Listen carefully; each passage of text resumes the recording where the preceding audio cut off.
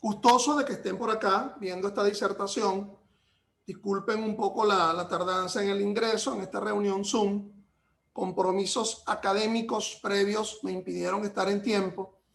Quien les habla es el profesor Ángel Serpa Aponte, y en la sesión de hoy vamos a abordar los efectos que pudieran tener las resoluciones 2021 que provienen de la Sala de Casación Penal del Tribunal Supremo de Justicia en aras a la agilización procesal, y nos hacemos la pregunta de si ello no configura un menoscabo procesal. Quien le habla es el profesor Ángel Serpa Aponte, profesor en la Universidad Central de Venezuela de pre y posgrado y otras universidades.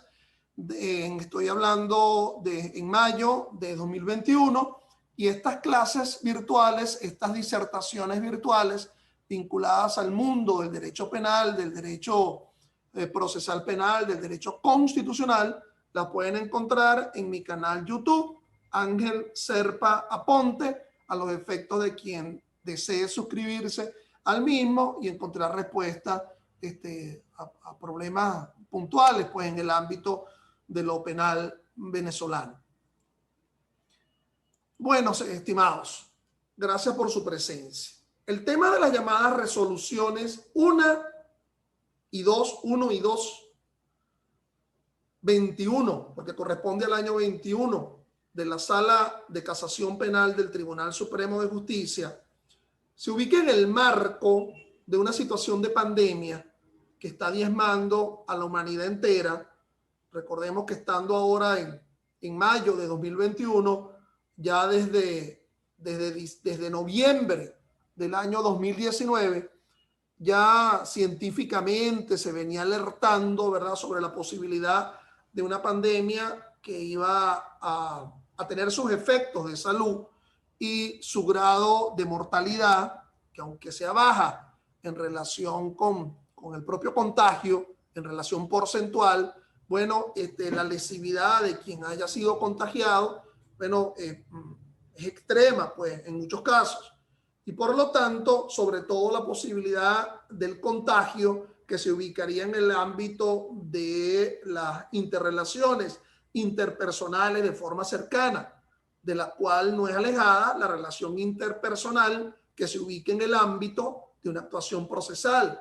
Recordemos que hay una serie de principios que regulan la actuación procesal, sobre todo el principio de inmediación.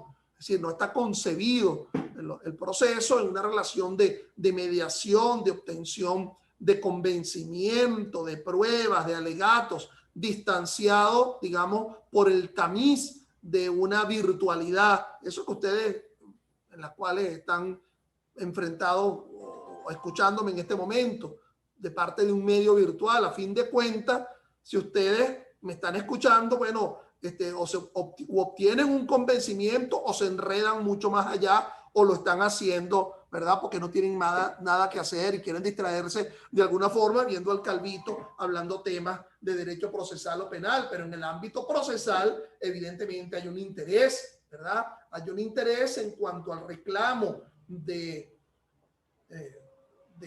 disfuncionalidades, en cuanto al reclamo de derechos en contradicción, ¿verdad?, en cuanto al otorgamiento de un derecho o no, y hemos escogido la vía procesal como la vía para resolver el problema. Pero si ello lo vinculamos al ámbito de lo procesal penal, estamos abordando el ejercicio de la acción penal frente a la comisión de delitos, en los cuales, bueno, delitos de mucha significación, como pudiera ser la afectación de la vida, y ahí descendiendo, en las cuales hay la aflicción de bienes jurídicos, que se requiere una sanción que va a ser ubicado en el ámbito de un proceso. Entonces, no es baladí, no es cualquier cosa, no es un problema de que el delivery no me llegó a tiempo, o los churros, esos que pedí en delivery, llegaron quemados, ¿verdad? Y entonces uno reclama. No, hay un problema aquí fundamental, ¿ok?, esencial, que se dinamiza, se esencializa y se agrava mucho más en el ámbito de lo procesal. Bueno, obviamente que el problema de la pandemia y de la posibilidad del contagio se agrava mucho más en realidades como las venezolanas, donde hay una indefinición total con respecto al tema de la vacuna. Ya muchos países están saliendo dentro del ámbito de ¿cómo se llama? El mantenerse recluido, ¿verdad? De la cuarentena, de mantenerse en casa, y ya en muchos países, ¿verdad? El problema de lo que se llama el efecto rebaño ya ha sido casi total. Hablamos de Israel, hablamos de Islandia, y se habla de millones de vacunas inoculadas en el mismo día en países de mucha importancia. Entonces, bueno, el tema de la vacuna obviamente va a conducir a una despresión, se quita la presión al tema de la virtualidad en el ámbito procesal, pero ello está alejado un tanto por ahora, en mayo de 2021, del ámbito nacional. Pero es que además de esto, el tema de la pandemia nos está conduciendo, habida cuenta, la efectividad de esta virtualidad en muchos mecanismos. Por ejemplo, en el ámbito académico, no sé cuántos dirán, bueno, yo percibo mejor las clases así que con profesores de un punto de vista presencial. Allí estaban hay gente que me escribe, ok, yo no quiero autoalabarme, pero hay gente que me dice por aquí, yo he aprendido más en estas clases virtuales que asistiendo a las clases. Entonces yo lo que le respondo, bueno, claro, porque no estoy evaluando yo, pero si estuviera evaluando a lo mejor te asusta, ¿no? Entonces, a lo mejor la efectividad de esto de la digitalización va a conducir a que el mundo no va a volver a ser como era antes, pues inclusive dentro del ámbito de lo procesal. Es decir, que no entendamos que solamente que al cesar los efectos de la pandemia vayamos a tener a una nueva relación de un proceso en pautas de inmediación, en presencia, que se ha venido dejando de lado por el tema de la virtualización. Bueno, miren, ya yo, Ángel Serpa, ya yo en abril del año pasado, del año 2020, ya había hecho una disertación sobre el tema de la pandemia, del incumplimiento de garantías vinculados al ámbito de los decretos que vinieron emitidos en el caso de Venezuela por parte de la presidencia de la República y de otras fuentes del derecho que surgieron a partir de pautas procesales o de pautas de administración, de gobierno judicial.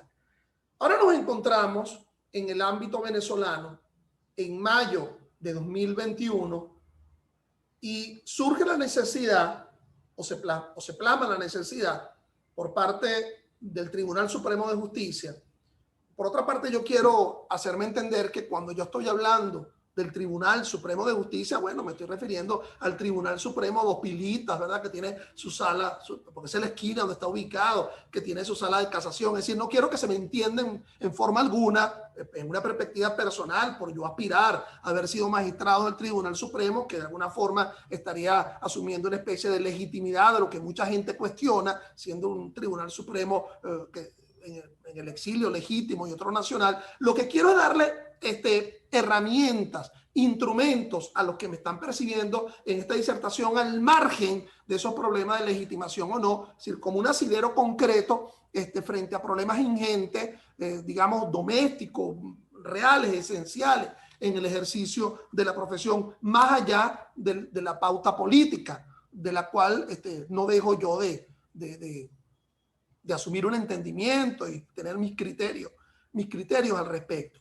Entonces, bueno, ¿qué es lo que sucede? Lo que sucede es que existe un proceso penal que está regulado por un Código Orgánico Procesal Penal, que establece los procedimientos, el procedimiento ordinario y los procedimientos especiales. Cada uno de esos procedimientos está repleto de fases procesales y cada una de esas fases procesales está repleta de incidencias procesales y cada una de esas incidencias procesales está repleta de actos procesales. Esa es la relación: proceso, procedimiento, fases, incidencias, actos, de más a menos. Y cada uno de ellos debe cumplir con un principio de legalidad. Es decir, está descrito en pautas constitucionales, en pautas legales.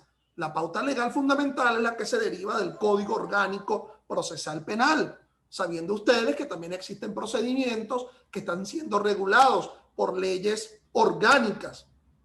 Por ejemplo, el procedimiento para el sistema penal de responsabilidad de adolescentes, LOMNA, el procedimiento para el enjuiciamiento de delitos de violencia de género, ley orgánica sobre el derecho de la mujer a una vida libre de violencia, el procedimiento para el enjuiciamiento de delitos militares, Código Orgánico de Justicia Militar y otros que puedan estar allí. Es decir, si son orgánicos es porque están desarrollando una norma, un principio o un valor constitucional. Es la hechura constitucional del proceso, el concepto de debido proceso, artículo 49, y otras normas que están en la Constitución que regulan el proceso. Entonces, por lo tanto, todo lo que está vinculado al proceso, y aquí hablamos del proceso penal, ha de estar presente en una ley orgánica, ¿ok? O en la Constitución o en una ley orgánica. Siendo que, por ejemplo, los instrumentos internacionales, tratados, convenios y acuerdos, Venezuela es un estado convencional, porque no solamente es un estado de derecho y de justicia, porque lo de derecho es porque se acoge al principio de legalidad sustantiva o adjetiva, es decir, descripción de ilícitos, pero descripción de actos procesales, sino que es un estado convencional porque también acepta convenios, tratados y acuerdos. Ahí está el 23, ahí está el 29 de la Constitución, y que por lo tanto esos tratados y acuerdos y convenios en materia de derechos humanos fundamentalmente, y la propia creación del Estatuto de Roma a partir la creación de la Corte Penal Internacional a partir del Estatuto de Roma, ubica que el ámbito de la jurisdicción penal universal también forma parte del llamado cumplimiento del principio de legalidad.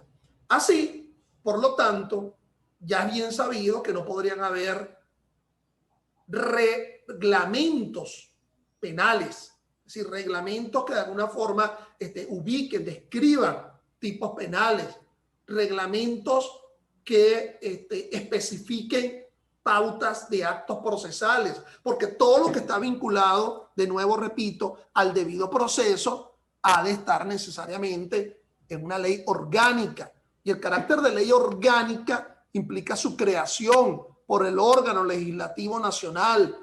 El poder público nacional, desde el punto de vista legislativo, las pautas están claras.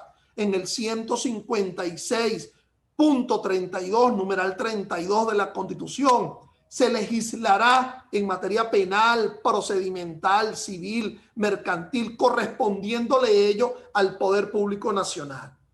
Tú dirás, bueno, ese no es problema, porque si es el Poder Público Nacional, la Asamblea Nacional forma parte del Poder Público Nacional de la misma forma que el Ejecutivo Nacional forma parte del Poder Público Nacional, y el Poder Judicial forma parte también del Poder Público Nacional. En esa conformación horizontal, ese Poder Público Nacional, allí está el Ejecutivo, el Legislativo, el Ciudadano o Moral, el Judicial y el Electoral, que hace unos días nombraron los rectores del Consejo Nacional Electoral. Entonces, el Poder Público Regional, ¿verdad?, el que forma parte de los estados, y el poder público, digamos, estadual, y el poder público regional, los municipios. Entonces, bueno, es atribución del poder público nacional la creación de leyes procesales, penales. Por lo tanto, el concepto de resolución está ubicado en el ámbito de un acto administrativo. Cuando se habla de resolución, son resoluciones administrativas. Hacia ello está concebido el concepto de resolución. Recuerden ustedes que los actos administrativos pueden ser actos administrativos de efectos particulares y actos administrativos de efectos generales. Efectos generales en donde se afecta un conglomerado. Pero también hay un tema que transversaliza esto, que es el tema de la reserva legal, el ámbito de lo que se reserva al ámbito de un origen legislativo, ejecutivo, etc. ¿Ok? Por lo tanto, si son resoluciones, son atacables por la vía nada menos y nada más que de los recursos administrativos.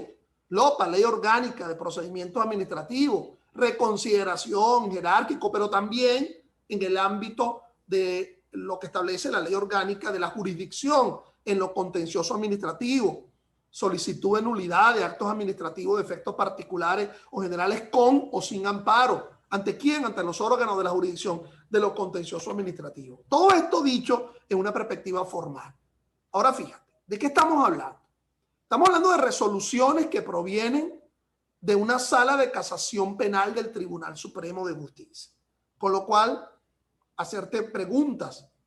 Esas resoluciones pudieran ser atacadas a través de los recursos administrativos propiamente dicho, pero si invaden el ámbito de lo procesal, entonces más bien el problema ya no frente a un cuestionamiento general, sino frente a un cuestionamiento individual, concreto, forense, bueno, atacable a través del mecanismo del amparo o el mecanismo de la invocación del control difuso de la constitucionalidad. Señor juez, deje de aplicar esa resolución, esa norma, esa resolución, porque está afectando una norma superior, estaría afectando la Constitución si queremos aplicar el control difuso, porque mal podría aplicarse el control difuso de la constitucionalidad invocando que se está cuestionando una norma de una ley orgánica. Es decir, el control difuso siempre es la invocación, como lo establece el 334 de la Constitución y el 19 del Código Orgánico Procesal Penal, frente a la supremacía constitucional que se ubica en el 7 de la Constitución. Es decir, esas normas que se quedan en el camino entre una resolución y una constitución, que sería una ley orgánica, un código orgánico, no sería invocable por la vía del control difuso. Siempre tendría que invocarse el desencuentro de esa resolución vía acto administrativo contra la propia Constitución. ¿Ok?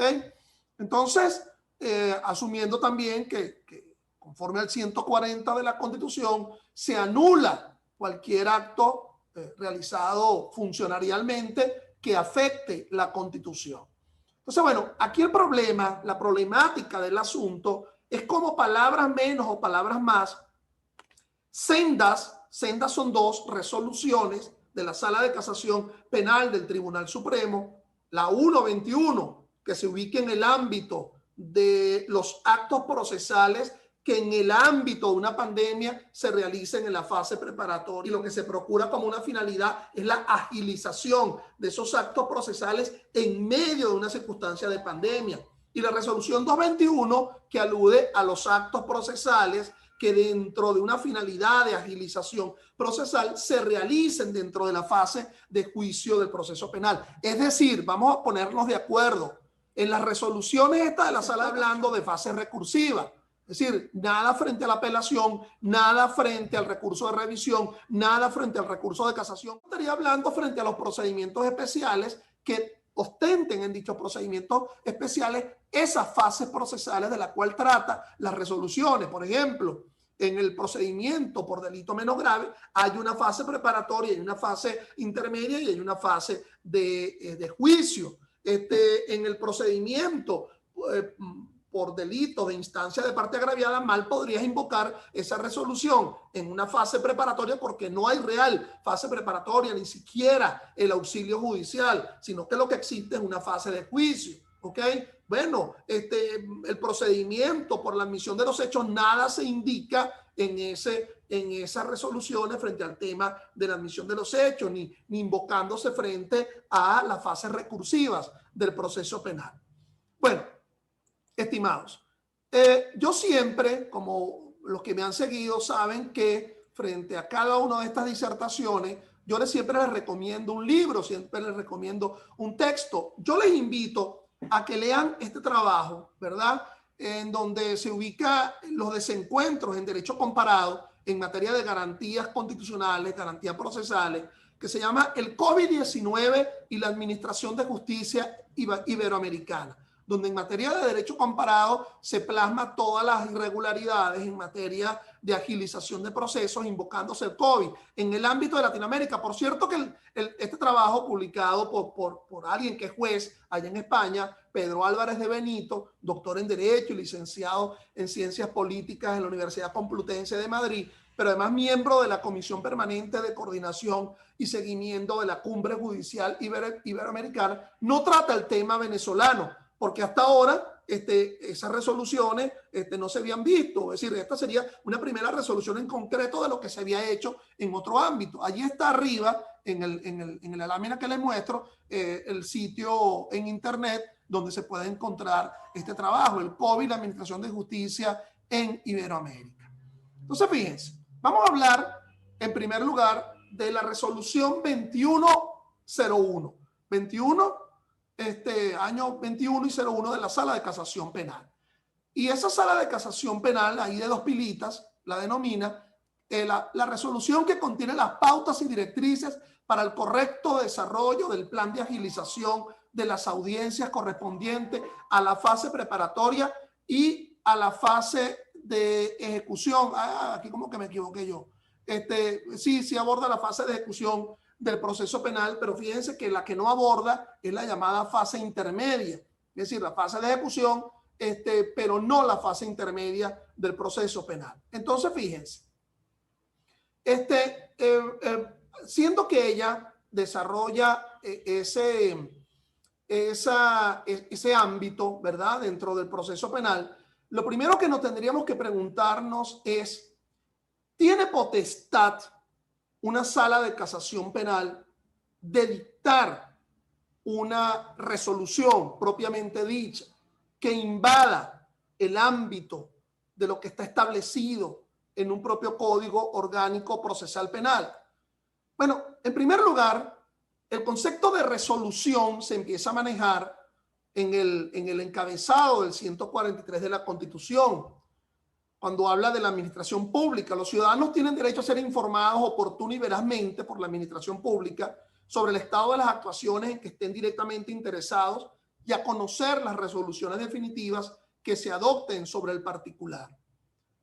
Fíjense que el tema de la resolución propiamente dicho, también la Constitución se lo otorga a la Asamblea Nacional, cuando en el 187, numeral 23, nos indica: corresponde a la Asamblea Nacional ejecutar las resoluciones concernientes a su funcionamiento y organización administrativa.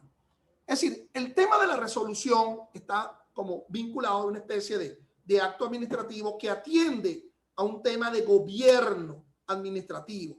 Es decir, que si el Poder Judicial, ya no existiendo el Consejo de la Judicatura que había en vigencia de la Constitución del 61, allá hasta el 31 de diciembre del año 99, sino que la propia Constitución le otorga no solamente la facultad, la potestad jurisdiccional de dictar decisiones, sino del gobierno judicial a través de la Dirección Ejecutiva de la Magistratura a el Tribunal Supremo de Justicia, sería que estas resoluciones estarían dentro del ámbito de la gobernanza judicial, es decir, lo que estaría vinculado al tema de la logística del acto jurisdiccional, conformación física de tribunales, pago de salario, bueno, pago de esos $2 pues que le están pagando a los funcionarios judiciales, que por cierto, está ahorita de moda un video por allí en donde alguien supuestamente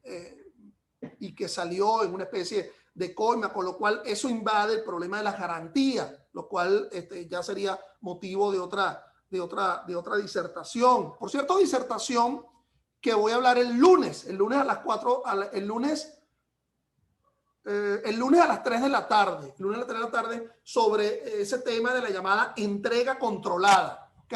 Abordaremos el tema de la llamada entrega controlada. Pero bueno, sigamos acá. Entonces, el ámbito de la resolución como tal se ensambla un derecho administrativo como una moción escrita por parte de una asamblea, es decir, una orden que asume el jefe de un servicio público que tiene un carácter general obligatorio y que esté vinculado al ámbito de competencia del servicio. Eso sería muy bueno si el presidente de la Sala de Casación Penal del Tribunal Supremo de Justicia estaría abordando aspectos vinculados a la realización de actividades de su propio ente, que sería la Sala de Casación Penal del Tribunal Supremo de Justicia. ¿Ok? Fíjate que lo está haciendo como presidente de la Sala de Casación Penal. No lo está haciendo como presidente del Tribunal Supremo de Justicia. Y por lo tanto, esto estaría vinculado... ¿Aló? Bueno, ok. Entonces, esto estaría vinculado a problemas de funcionamiento, de logística, dentro de la propia sala de casación penal.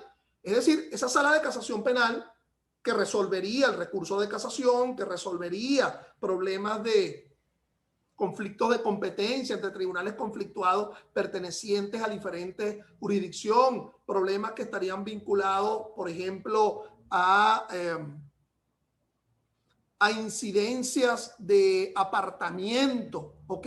Contra alguno de los miembros de esa sala de casación penal que tendría que resolverla por la ley orgánica del Poder Judicial, el presidente de dicha sala. Entonces, asuntos que están vinculados a lo netamente jurisdiccional. Entonces, si es asunto que estaría vinculado a la administración, ¿verdad?, de los tribunales, fíjense que hay pautas allí, ¿verdad?, dentro de ese propio Tribunal Supremo de Justicia, creando, por ejemplo, la Comisión Judicial del Tribunal Supremo de Justicia, pero también hay un ente que es la Dirección Ejecutiva de la Magistratura, que está vinculado a eso atinente al gobierno judicial.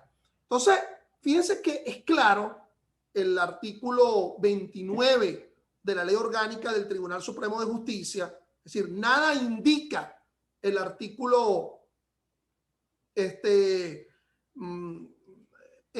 29 de la Ley Orgánica del Tribunal Supremo de Justicia que el presidente de dicha sala tenga facultades resolutivas. No lo menciona de manera expresa el 29 de la Ley Orgánica del Tribunal Supremo de Justicia. Claro, ciertamente el 126 de la Ley Orgánica del Tribunal Supremo de Justicia dice que se crea la Gaceta Judicial de la República como órgano oficial de divulgación de los fallos, acuerdos y resoluciones del Tribunal Supremo de Justicia. Generalmente esas resoluciones son resoluciones que provienen de una sala plena, pero si son resoluciones que están ubicadas en el ámbito de la materia de la propia sala de casación penal, de nuevo, repito, son resoluciones de administración, logísticas, ¿ok? En el ámbito de la realización del acto jurisdiccional, pero no ubicándose dentro de los actos procesales. Y es lo que yo observo, que muchas de estas resoluciones, mucho de lo que se resuelve en este campo de estas resoluciones 1 y 221 están circunscritos a netas actuaciones procesales que están reguladas por el Código Orgánico Procesal Penal.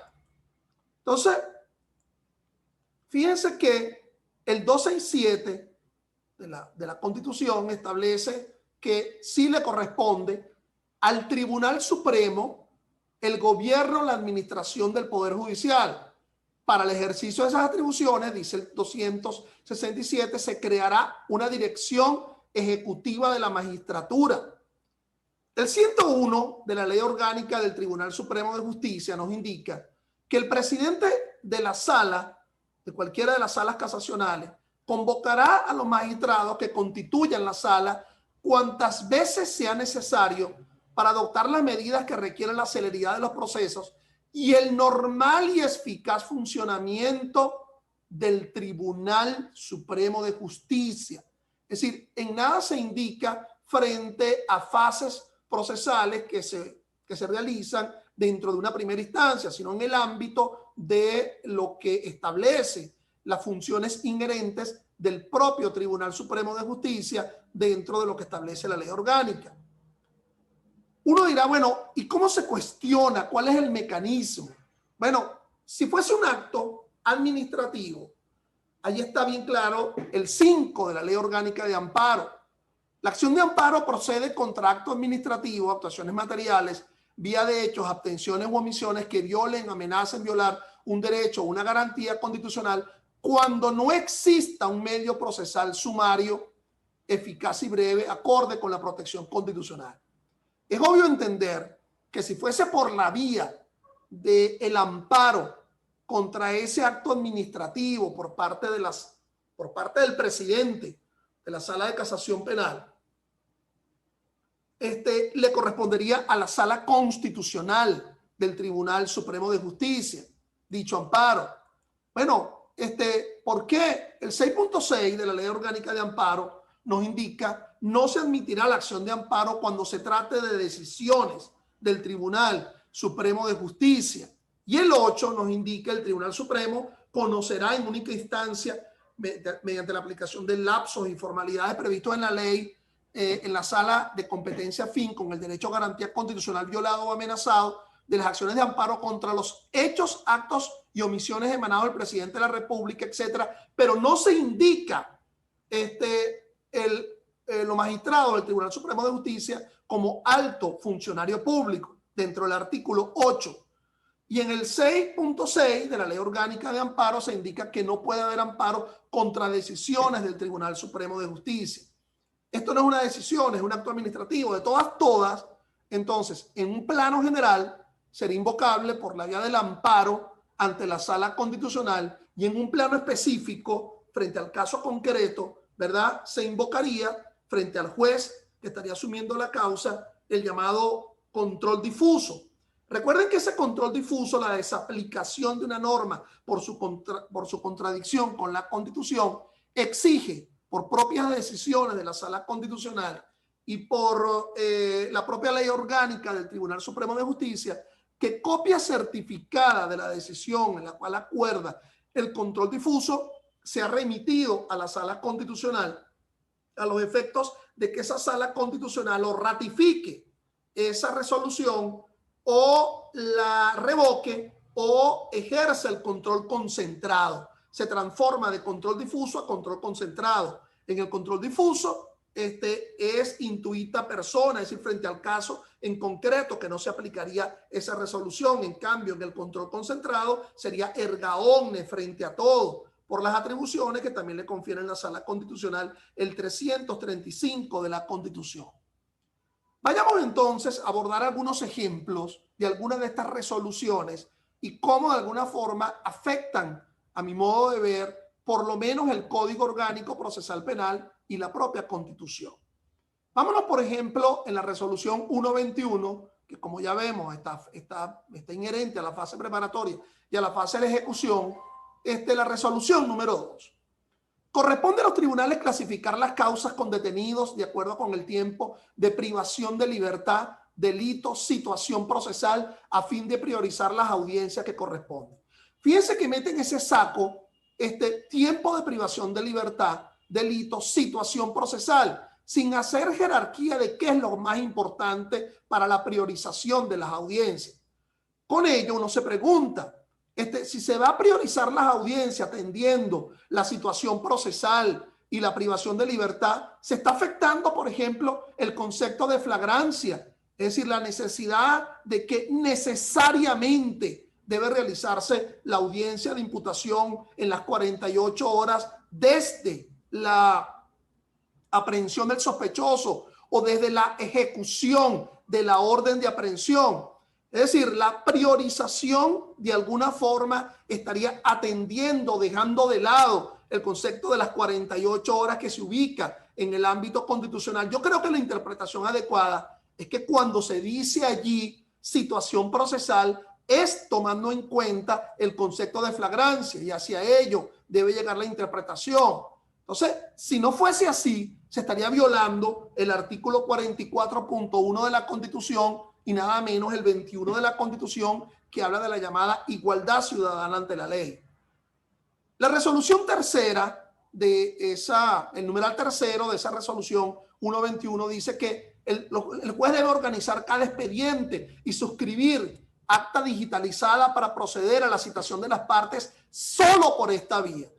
A mi modo de ver, ello contradice lo que establece el 163 del COP, que como principio general nos habla que las citaciones y notificaciones se practicarán mediante boleta firmada por el juez. Las resultas de las citaciones y notificaciones deberán consignarse ante el tribunal respectivo entre los 3 días siguientes a la recepción en el servicio del alguacilazgo. Entonces, el problema de la suscripción de la llamada acta digitalizada, ¿de qué forma se puede verificar que el juez ha suscrito o no el acta digitalizada si el concepto de suscripción como estampado manuscrito de una identidad documental no se plasma desde un punto de vista documental. Por otra parte, nos dice esa resolución 121 que las audiencias previstas en los centros de detención se realizará previa convocatoria de la parte por lo menos con 8 días de anticipación. Entonces, si esa audiencia tiene que ser con 8 días de anticipación, ¿dónde queda el concepto de las 48 horas? Se está exceptuando la llamada presentación del aprendido inicial. Ello violentaría lo que establece la propia Constitución. Pero es que además, si nos dice que las audiencias se realizarán en el propio centro de detención, el traslado del juez al centro de detención, ello violentaría la propia sentencia de la Sala Constitucional en la sentencia 537 del año 17, donde nos dice que toda persona investigada por la presunta comisión de un hecho punible o aprendido en flagrancia, una vez haya sido informado por parte del Ministerio Público, debe ser imputado en la sede del órgano jurisdiccional penal competente. Por cierto, que la propia Sala Constitucional subraya, váyanse a la propia decisión, eso de en la sede del órgano jurisdiccional. Nos dice el numeral 8 de la resolución 121, en aquellos casos donde el detenido se encuentre en centro de detención cuya extensión territorial sea distinta a la del tribunal que corresponde, dicha audiencia se llevará a efecto con el juez territorialmente competente a través del sistema de videoconferencia, con lo cual se estaría violando el principio de audiencia que establece el 49.3 de la Constitución.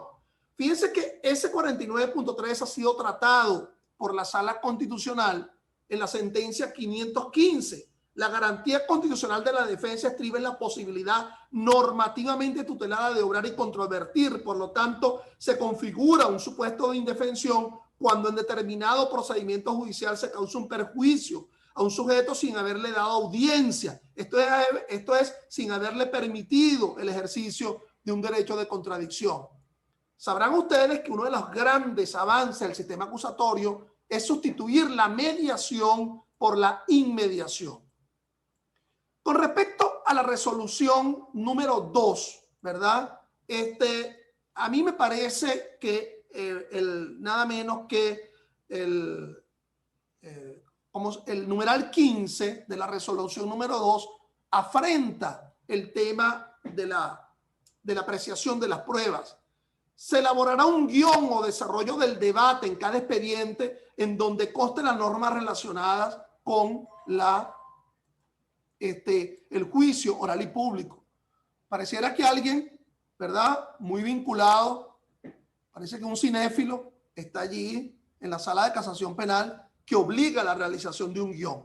Lo malo es que esto rompe el concepto de oralidad y plantea la necesidad de la lectura del guión. La lectura del guión rompe el concepto de oralidad, que es una de las pautas fundamentales, es uno de los principios, así como el principio de concentración, el principio de continuidad, el principio de oralidad, en donde se desarrolla el sistema procesal.